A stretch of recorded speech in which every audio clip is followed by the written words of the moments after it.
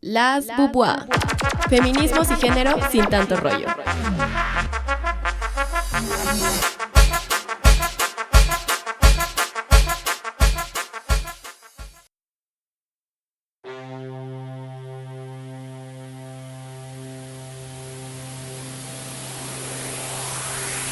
En la lucha por los derechos humanos, grupos conservadores de ultraderecha parecen avanzar cada vez más, utilizando como herramientas la invisibilización y opresión de grupos históricamente vulnerados como mujeres, personas racializadas y personas LGBTI+, para mantener su influencia. La nueva ultraderecha, conformada por quienes ahora se presentan como defensores de la libertad religiosa y de expresión, argumentan que la orientación sexual e identidad de género son conceptos occidentales, no universales y por lo tanto no son derechos que deberían defenderse. El aumento de su influencia, especialmente en países como Estados Unidos, donde se han unido con el supremacismo blanco y el Partido Republicano, impactan en políticas antitrans, antieducación sexual, antimigratorias, pero eso sí, a favor de la libertad religiosa. Lo más peligroso de estos discursos es que no solo los encontramos en la derecha. La aparición de feministas biologicistas financiadas por estos grupos niegan el concepto de género y atacan específicamente a las personas trans, lo que representa una nueva amenaza para la igualdad de género, los derechos LGBTI+, y la justicia social. Sobre esto conversaremos en este episodio de Las Bubua, un podcast donde las compas del Instituto de Liderazgo Simón de Beauvoir comparten sus pensares, sentires y saberes.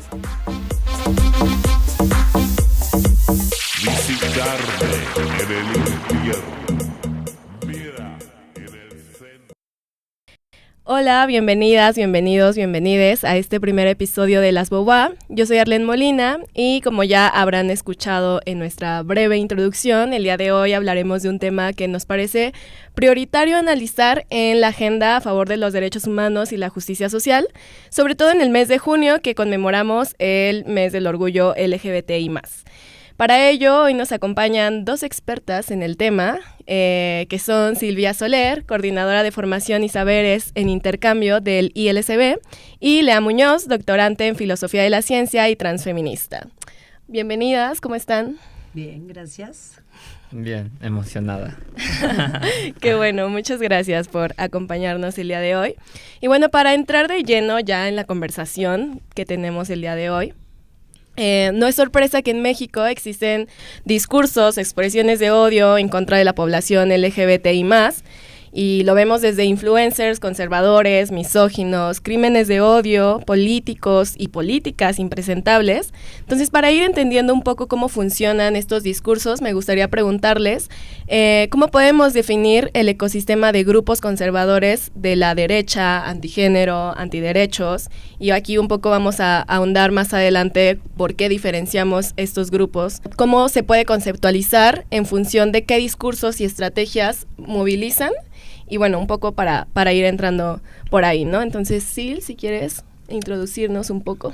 Yo creo que este ecosistema de antiderechos lo podríamos definir a través de una figura que Sonia Correa llama la Hidra, ¿no? Por ese monstruo de tantas cabezas, o Wendy Brown ha nombrado como Frankenstein.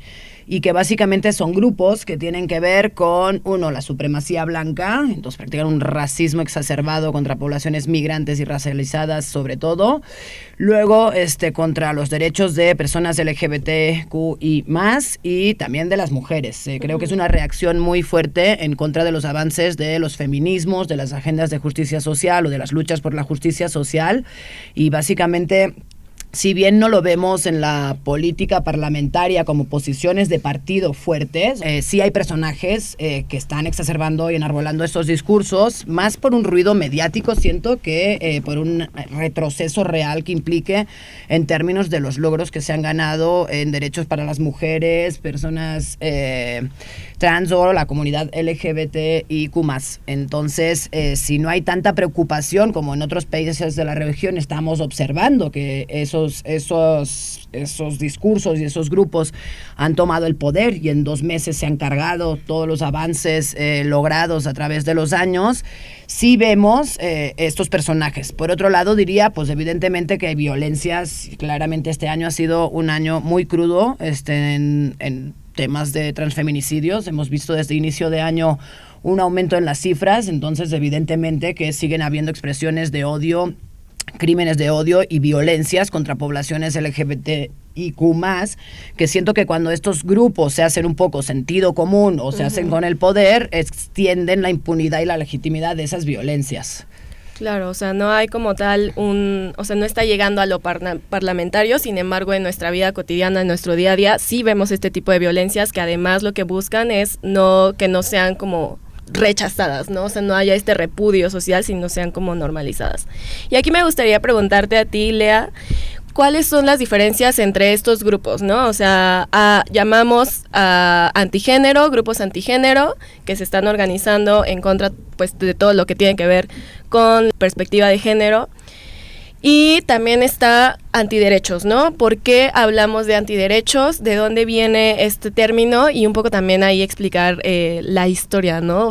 Sí, yo diría que los movimientos antiderechos es una manera en que nombramos todos estos movimientos o discursos que de una u otra manera pretenden quitarle derechos a algunas poblaciones. Pero ellos no se definen como movimientos antiderechos, ¿no? De hecho, ellos muchas veces ocupan el marco de los derechos humanos para encuadrar sus acciones y sus discursos. Entonces, yo diría que los movimientos antigénero son una rama de estos movimientos antiderechos. Y si pensamos en los movimientos antigénero, ahí pues sí hay historias y genealogías que podemos rastrear, porque hoy en día tienes, si bien hay una diversidad de posiciones, quizás puedes rastrear dos genealogías fuertes de los movimientos antigénero. Una que viene más de la Iglesia Católica y otra que viene de los feminismos. Ambas las rastreas a los 70s. En el caso del feminismo, con discursos del feminismo radical, con formas de construir un poco la relación entre sexo y género y lo que comprenden por género, y que en el caso de la Iglesia Católica tiene que ver con una serie de cambios que ocurrieron en la segunda mitad del siglo XX, que cuestionaron un orden de género, una moral sexual, y que esto va a tener un impacto ya en términos de movilización social en la segunda década del siglo XXI. De hecho, yo diría que ambos movimientos comparten algo que quienes estudian los movimientos antiderechos y antigénero pues han visto, que es que hay una triangulación por un lado entre la construcción de un discurso ligado a la ciencia, que es lo que se llama secularismo estratégico en el caso de los movimientos conservadores con orígenes en la religión, es decir, que ya no buscan enarbolar un discurso religioso citando la Biblia, sino que más bien buscan construir un discurso anclado en la ciencia, en los derechos humanos. Lo mismo vemos con el feminismo radical, que recurren a la ciencia y en este caso van a decir que hay una negación de la biología. Y vemos que también a la par de esto pues hay una construcción de redes, de organizaciones, de agrupaciones y también una vinculación con grupos políticos. Justo, y a eso me gustaría que nos dirigiéramos con la siguiente pregunta.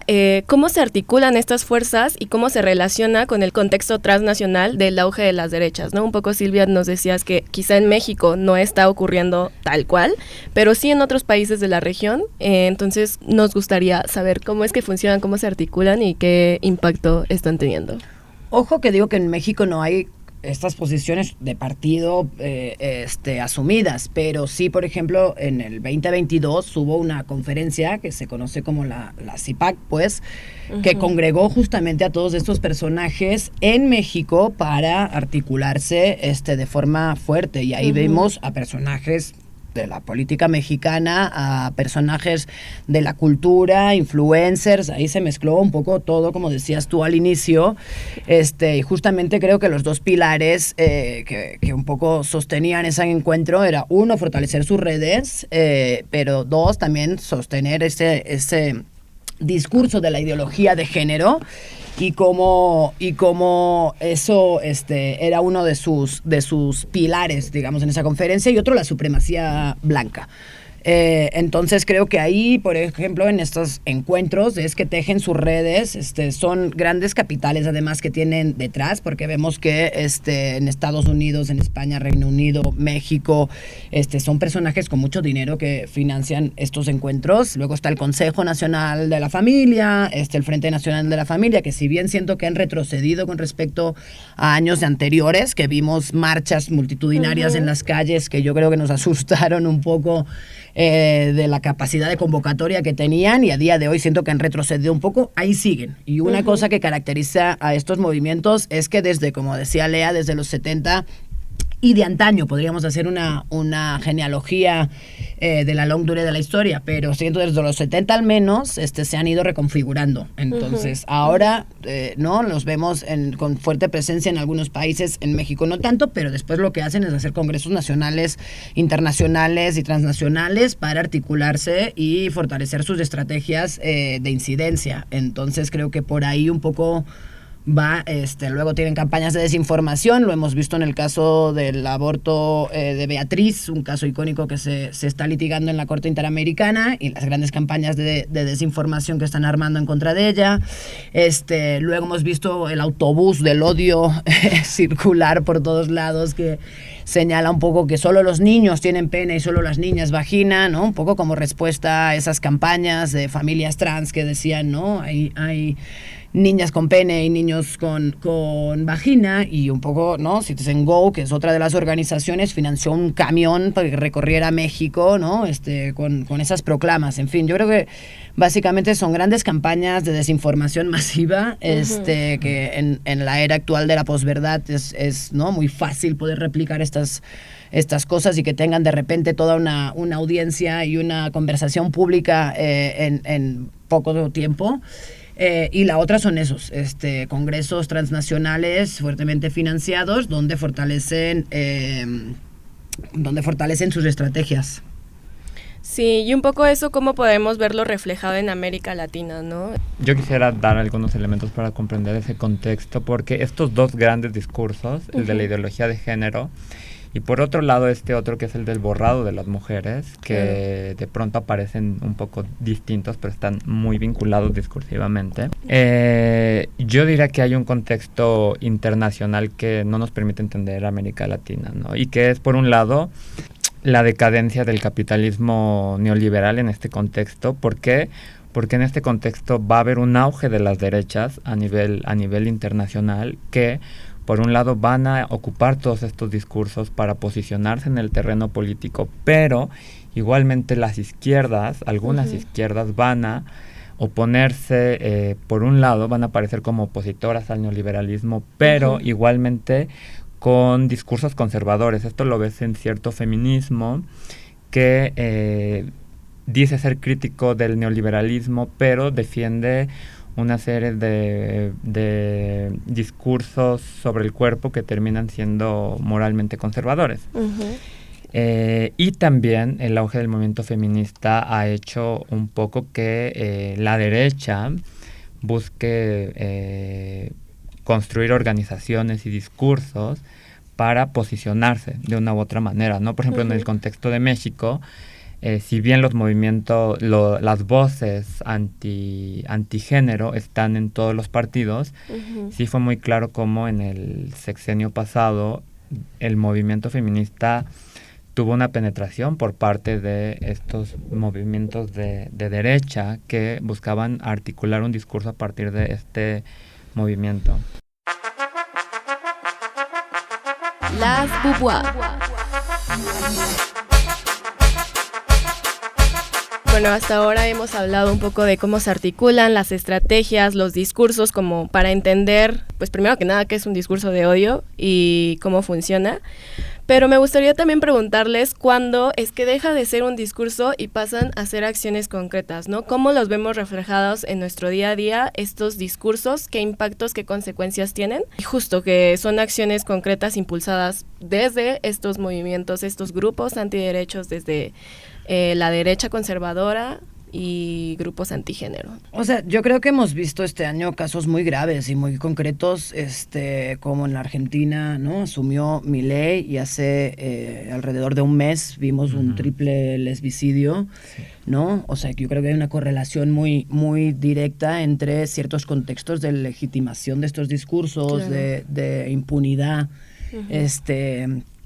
tanto del Estado como social, pues, ¿no? De no castigo, de no repudio social, que hace que alientan un poco que estos discursos se tornen violencias muy concretas. O, te digo, el incremento de transfeminicidios a inicio de año, ante un contexto, ¿no?, de una ola de transfobia muy fuerte en México. Entonces yo creo que claro que hay una correlación y que conforme no hay repudio social de estos discursos, o no hay castigo social frente a estos discursos, se agravan y se tornan en violencias más concretas. Yo creo que también lo vimos cuando se discutió el grito el de puto en los estadios, ¿no? Era como... Hay un repudio de parte de las federaciones, de parte de las jugadoras, de los jugadores, de las aficiones, hay un repudio social, eso, ¿no? Se echa para atrás. No hay un repudio social, eso se alienta un poco y hasta se fortalece y se torna en posición fuerte, ¿no? O, por ejemplo, este año hemos visto, ¿no?, que según datos de Letra S, que es quien un poco está recabando crímenes de odio contra población LGBT, 87 crímenes de odio, y que también señalan que por cada un crimen que se registra hay 2 ocultos, ¿no? Que no llegamos a saber. Entonces estaríamos hablando del triple de crímenes de odio, por ejemplo, y un aumento año tras año de estos crímenes. Entonces yo creo que evidentemente hay una consecuencia entre estos discursos y la expresión de violencias para la vida de personas LGBT, y te digo, no solo, porque usualmente estos discursos van aunados, como decía Lea, ¿no?, a la supremacía blanca o a la defensa, ¿no?, de los derechos un poco de ese sujeto universal masculino, blanco, heterosexual y cis. Y un poco se pelean solo los derechos para ¿no?, de todo lo que encarna la normalidad de esta minoría. Entonces creo que por ahí un poco es que yo diría que evidentemente los contextos políticos y sociales de legitimación de estas violencias correlacionan discursos y expresión concreta de cómo lo hemos observado. Claro, creo que ahí también vemos, hablabas un poco, Sil, de cómo funcionan, también cómo operan desde las campañas de desinformación, ¿no? Pero esto también lo vemos no solamente en campañas, sino en los mismos medios, propagando el clickbait, ¿no? Y desde el morbo, desde los pánicos morales que existen. Entonces un poco ahí me gustaría que también pudiéramos tener algunas herramientas, ¿no? Como cómo identificar un discurso de odio. O sea, yo cómo podría identificar que se está reproduciendo un discurso de odio. Estoy de que tranquilamente en redes sociales y me topo con algo que digo, sospechoso. Yo quisiera volver un poquito a la pregunta sí, claro. anterior, porque me parece importante resaltar esto que señalaba Sil, de que hay, por un lado, un impacto de estos discursos en la cotidianidad, y yo diría que el efecto de estos discursos o de estos movimientos tiene que ser como a nivel micropolítico, por así llamarlo, y nivel macro, más allá de que esto sea problematizado, ¿no? Pero sí creo que hay una intención de cambiar, en términos quizás simbólicos, afectivamente, algo que ha ganado el movimiento feminista en las últimas décadas, ¿no? Que es que quizás hay muchos lugares donde aún no hay cambios legales, pero hay un cambio en la cotidianidad. Y creo que estos grupos apuestan a eso, ¿no? A que impacte a ese nivel. Pero por otro lado está el nivel de la política, el nivel de las leyes, el nivel quizás de aquello que en términos de identidades que quizás recaen en ciertos andamiajes, por ejemplo las identidades trans, que hay andamiajes legales pero también médicos que garantizan derechos, pues estos grupos sí han buscado intervenir. El más reciente es este reporte que salió de Reino Unido, donde médicos salen diciendo que no hay evidencia de las terapias hormonales y que en este sentido es pura experimentación y lo que hay que hacer es prevenir eso y no dar ningún abordaje médico pues a jóvenes trans, básicamente. Esto está teniendo un efecto en distintos países, como es el caso en Estados Unidos, se está buscando impulsar esto, es decir, si hay cambios que se están buscando hacer, pero también yo diría que el efecto de esto es que hay una presión en el escenario político que luego hace que muchas veces no pasen ciertas leyes o que se retrasen. Es el caso de cuando fue la ley de infancias trans en Ciudad de México. Esto estuvo retrasado en parte por la presión de estos grupos, ¿no? Y por el impacto político que esos grupos pueden generar cuando se avanzan estas iniciativas.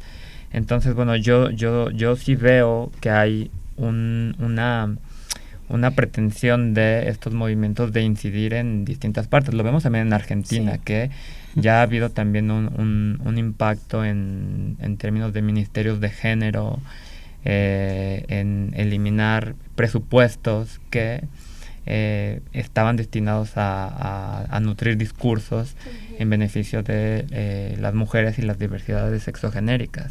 Claro, y creo que ahorita vamos encontrando como esta relación de que veníamos hablando desde el principio, ¿no? Que están utilizando la parte científica como para justificar un poco este rechazo hacia poblaciones trans, por ejemplo. Aquí yo creo que también hay personajes en la política que utilizan esos mismos discursos, ¿no? Que están sucediendo en Reino Unido, que están sucediendo en Estados Unidos, que quizá no funcionan de la misma manera aquí, porque México yo creo que es un contexto totalmente diferente, que le atraviesan mucho más cosas, pero es poner como atención justamente en eso, ¿no? ¿Dónde está pasando? O sea, ¿de dónde salió este discurso? Viene siendo ya un discurso armado, organizado por otros grupos en otros países, en otros contextos que intentan un poco replicar, ¿no? Entonces, pues eso, ahorita hablaba de la importancia de saber identificar, ¿no? Saber contextualizar, y por eso mi pregunta era de cómo identificamos un discurso de odio. Me gustaría ahí que nos dieran como unos tips para... Definición de manual. Definición de manual. Yo diría que es cualquier discurso que atenta contra la integridad o la dignidad de ciertas personas o grupos. Creo que es muy, muy claro. Digo, esto es una definición así medio chota, sí, pero bueno, medio de manual, pero creo que es muy claro, ¿no? Toda la burla, por ejemplo, con respecto a las expresiones de género, a las identidades, ¿no? A las formas un poco diversas de vivirse, claramente siempre tienen unas reacciones brutales en redes sociales de cómo sucede inmediatamente que hay cualquier expresión no normativa del género, las reacciones que genera. Esto también lo podemos ver en términos de racismo, de sexismo, ¿no? Y de todas esas violencias, pero creo que es muy, muy claro cuando hay estos discursos por parte de identidades o expresiones o colectivos que no se habitan desde sexualidades o identidades normativas.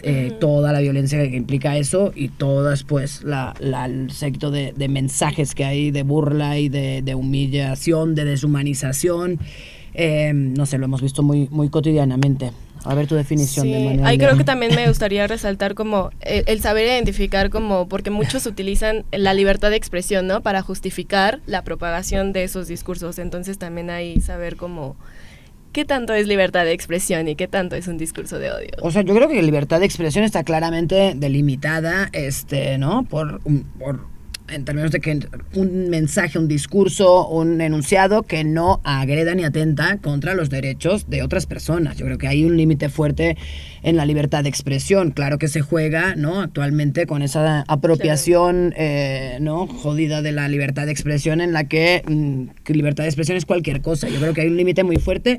Ojo ahí, que eso no quiere decir que queramos que el Estado intervenga, ¿no? En decir, ¿no? Aquí hay un límite en la libertad de expresión y entonces criminalizo estos, ¿no? Esas personas con estos discursos. Para nada, yo creo que va por ahí, porque ya vimos que todo el aparato, el andamiaje, que como decía Lea, punitivo del Estado, acaba encarcelando y criminalizando a las propias personas, claro, a quien dice proteger. Entonces yo creo que tiene más con ensanchar ese sentido común de repudio a estos mensajes, un poco las estrategias.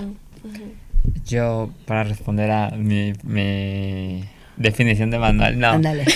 No, yo coincido que un discurso de odio deshumaniza. O sea, sí veo como que estos movimientos construyen a las personas LGBT y al feminismo como proyectos que son contra natura o en algunos casos patologizando.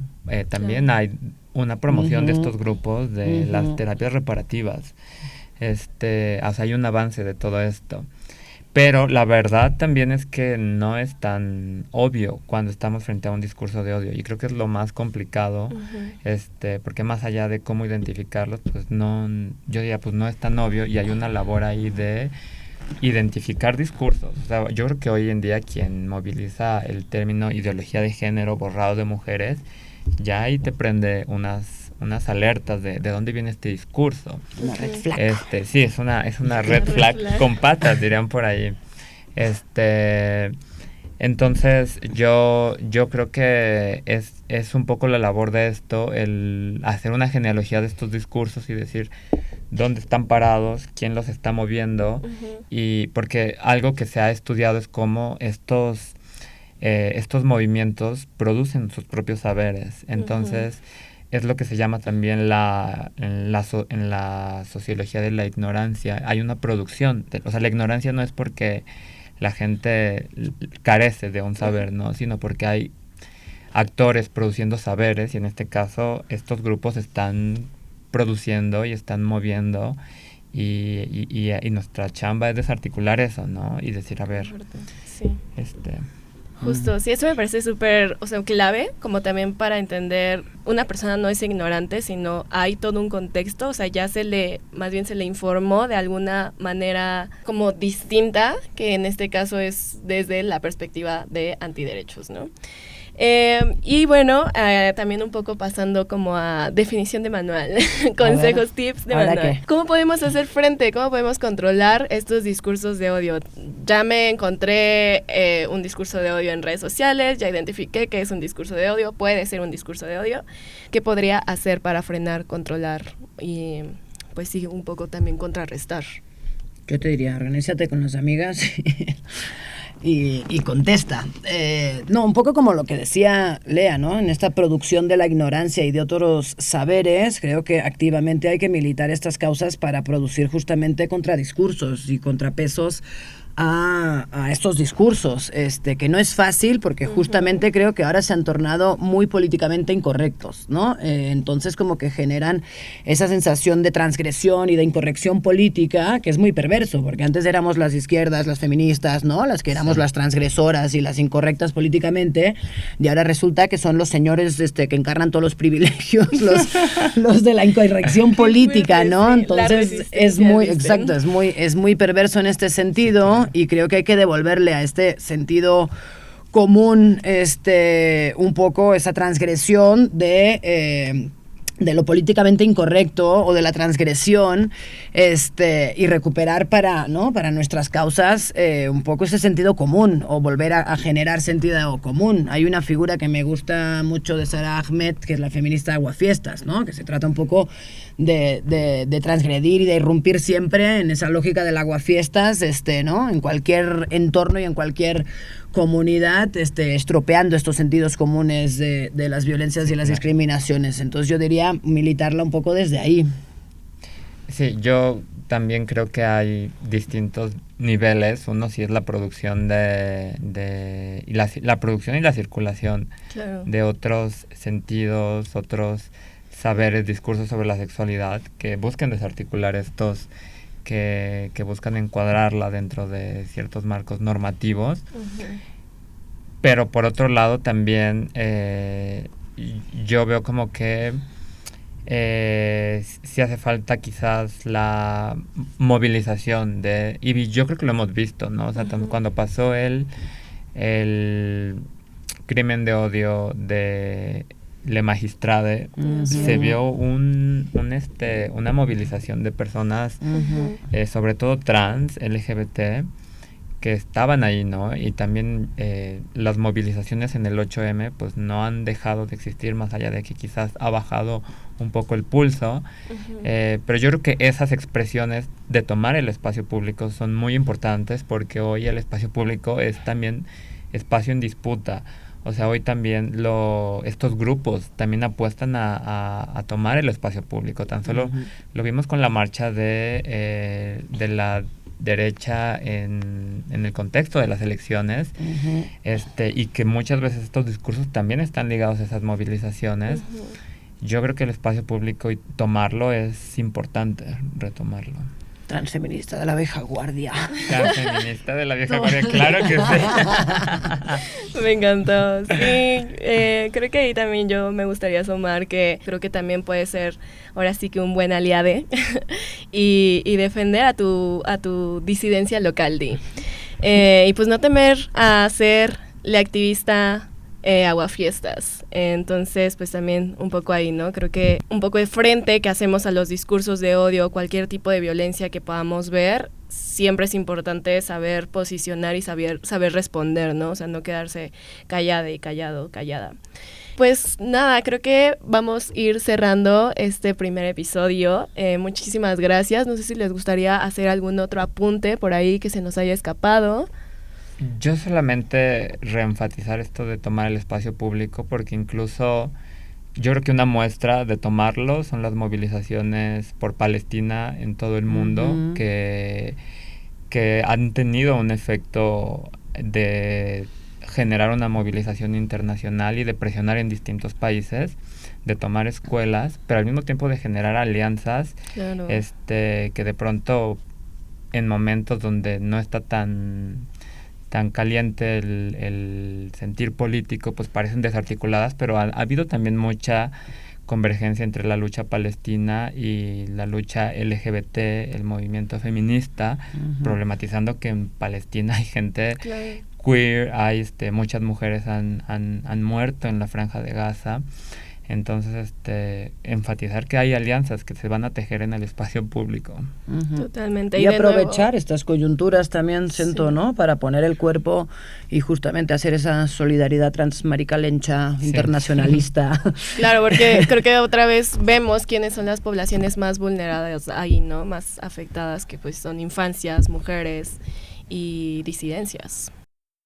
Y pues bueno, muchísimas gracias, Lea, muchísimas gracias, Sil, por acompañarnos en este primer episodio de Las Pupua. Muchas gracias también a quienes nos escucharon, nos acompañaron. Cualquier comentario que quieran dejarnos, sugerencia, pueden escribirnos en nuestras redes sociales, en Instagram y en X. Estamos como @ilsb_ac. En Facebook y en LinkedIn también nos pueden encontrar como Instituto de Liderazgo Simón de Beauvoir. Nos estaremos viendo en el próximo episodio, esperemos que muy pronto. Que estén muy bien, muchas gracias por escucharnos. Yo soy Arlene Molina y les mando un saludo a todos. Las Beauvoir, un podcast del Instituto de Liderazgo Simón de Beauvoir. En este episodio, el guión estuvo a cargo de Arlene Molina y Silvia Soler. La conducción de Arlene Molina, producción general de Paloma Villanueva, producción técnica de Laura Reyes y Violeta Radio. Agradecemos la participación de Lea Muñoz y Silvia Soler.